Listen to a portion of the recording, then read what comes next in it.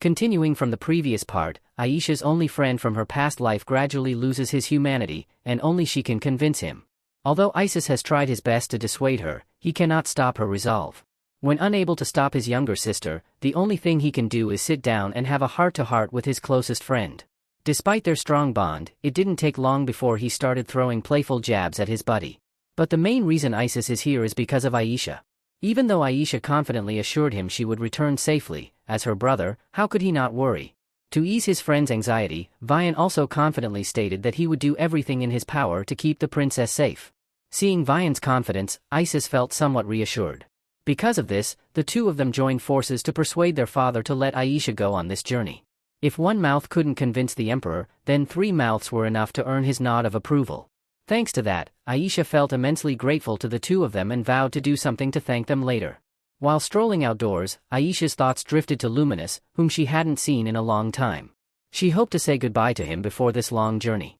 Suddenly, amidst the starry sky, an eerie silence fell. Aisha instinctively turned around and found her mate collapsed without her noticing. Scanning her surroundings, she realized she was now completely alone, leaving behind a strangely quiet atmosphere. Then, soft dripping sounds broke the stillness. Turning around, she saw a blue-haired man hovering in midair with a smile. Aisha quickly realized this man had rendered her mate unconscious. The pressure he exuded was not unlike that of Lord Luminous, an aura of divinity. However, the heavy atmosphere was soon broken by a voice. It was the water spirit girl, who had stubbornly followed Aisha out of her longing for her. Gradually, the man's identity was revealed, none other than Hainan, the king of water spirits. Oddly enough, these spirit kings seemed to flock to women. Aisha, however, couldn't understand why this man knew so much about her. Before she could ponder further, he remarked that she was quite famous in the spirit realm, leaving her too embarrassed to continue the conversation. But with her intuition, Aisha sensed something unpleasant and bluntly asked why Hainan looked at her with such hostility. Then the real issue emerged. He asked if she planned to summon the spirit king, Luminous. But before Aisha could respond, she was met with a deadly glare, warning her to give up. The reason was simple: humans have limited magical energy. Each person possesses a cup to hold the flow of energy, and Aisha's cup has been full for some time now. Despite this, Aisha remained determined, believing she could improve her abilities with more training. To extinguish her resolve, Hainan added that her cup was truly too small, and it was time for her to release Luminous back to the spirit world. After a night facing the water spirit king, the next morning marked the beginning of her journey. Her maid came to inform her that Vian had arrived to escort her. Upon hearing this, Aisha invited Vian in to show him something, 2 gems that had once helped her summon a mid-level spirit. But Vian was puzzled as to why she still kept the gems, as they had lost their magical power. The reason, she explained, was that the gems had helped her overcome a difficult situation, and she saw them as good luck charms for this upcoming journey. However, carrying both gems at once would be quite cumbersome. So Vian suggested she try combining them. Seizing the opportunity, he touched Aisha's hand and fused the 2 gems, resulting in a striking color mix of red and blue. The scene looked as though a couple was sharing a tender moment, causing the maids to panic and scurry away. Aisha, realizing this, quickly changed the subject, telling Vian that it was almost time to go. Sneaking a glance at him, she noticed how much effort Vian had put into preparing for this journey, and she silently wished for everyone to make it through the trip smoothly. Switching scenes to Ourense camp, they received intelligence that Rio 10 had begun making moves as well. They had also traced evidence that these individuals had reached Elmer. Things were in chaos because if Rio 10 managed to secure an alliance, it would be extremely difficult for them. However, Ourense, the leader, remained calm and composed. If things had come to this point, it was time to show them the true power of Hindenburg, and that power would make it clear who was really in control here. With Hindenburg's invasions occurring so frequently, bodies piled up continuously. As a result, everyone gathered to cremate the unfortunate souls. However, among the ashes, a hand stirred. The following morning, Aisha arrived to meet the Rio 10 siblings. Upon seeing her, the 2 siblings immediately rushed to her side. But the main issue was the discussion of Hindenburg's attacks. They had begun advancing on small towns and rural areas, and by the time Rio 10 discovered the situation, the places were reduced to mere piles of ash. The strangest part of the report, however, was that some of the people who had been killed suddenly came back to life, and their wounds left no trace. Upon further investigation, those who had been revived could not remember anything after the attack. A particular case involved a 5-year-old girl who, while unable to recall anything, mentioned hearing a deep, soothing voice echoing in her ears. They suspected it might be a voice from the afterlife. To get more clarity, they decided they needed to question the child directly. Cutting to the negotiation with Hindenburg, the sound of boots echoed, and their imposing demeanor radiated danger. As their eyes met, Ourense made a sarcastic remark to Aisha, feigning politeness. Suddenly, an arrogant voice from one of his men chimed in, wondering aloud if the young prince had overestimated himself by sending a mere princess to such a negotiation. Aisha was about to put the insolent fool in his place when Ourense asserted his authority. "If your voice continues to echo in this hall, I'll cut out your tongue and feed it to the dogs," he said coldly. Ourense quickly shifted the attention back to Aisha, and the negotiations officially began. The main issue revolved around Rio 10 refusing to return part of the eastern seas and the rights to the archipelagos.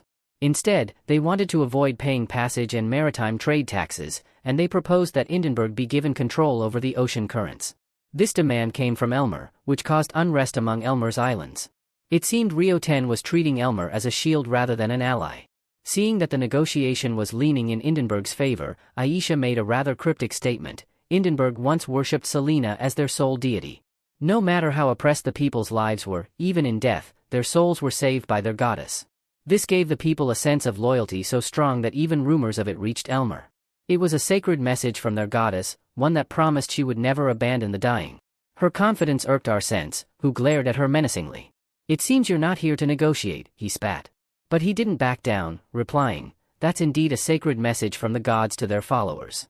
But do you know what happens to those who no longer fear the gods? No matter how honest they are, without ambition, even the gods won't bother with them. And as for you, Princess Aisha, no matter how noble you are, you still borrow the words of the gods to preach to others." The negotiations were going nowhere and only worsening. Ourense declared that they had 3 more days to come up with a more reasonable proposal, or else a naval battle would inevitably occur. After the negotiation, Aisha didn't rest. She asked Raimi to heal the soldiers' wounds. Vian was there too, advising her to rest early and leave quickly. But there was no way this stubborn girl would sit still and rest. As soon as Vian left, Rue brought Aisha more intelligence. It seemed things were starting to stir, and so, tonight, she would have to sneak out. Meanwhile, Ourense was rushing frantically because of a mysterious note found at their base. When he finally arrived at the designated meeting spot, he quickly realized that the person who summoned him was none other than Aisha. What troubled him even more was that a saintess had resorted to such tricks, cornering him like this. The handwriting on the note was unmistakable. No one else in the world could have written like that. It was the handwriting of his late friend, Elisa. Frustration boiled inside him, and his eyes welled with tears. Upon closer inspection, he noticed there were no traps and no hostile energy around. As the moonlight illuminated the tears on her cheeks, it was clear that Aisha needed to explain herself to this lost friend. She immediately asked him, "If the person behind those letters and I were the same person from your past, would you believe it? The black hair is gone now, but please, believe me." Before Ourense could become more confused, she reminded him of a girl who survived an attack long ago. A boy had advised the girl to count softly to herself to sense the magic around her. Those words of advice were Ourense from his past life. Counting always helped little Elisa feel calm when Ourense wasn't by her side. He had promised her that he would grow stronger every day so he could rescue her from that hellish place. But after 3 years of studying and training, the only thing left to save was a coffin. Each day he went to the church to pray for divine justice for Elisa, but no matter what he did, people continued to mock her even after her death. That was what had created the Ourense of today, a man who no longer believed in gods but sought his justice. Finally, the truth was laid bare. With this revelation, the two finally calmed down and sat to talk. Ourense was still dazed after hearing the story, and Aisha saw a glimpse of the carefree Ourense she once knew. She couldn't help but admit that the famed princess of Elmer was his old friend Elisa, and even Ourense had to recognize her talents. Aisha asked him how he had been lately, though she already knew how blood-stained his hands had become. In response, he simply said that he had become much stronger and quickly left. Before departing, he gave her a strategic tip for their upcoming conflict: to position their forces near the outer seas. War was inevitable, but Ourense had given Aisha the key to winning it.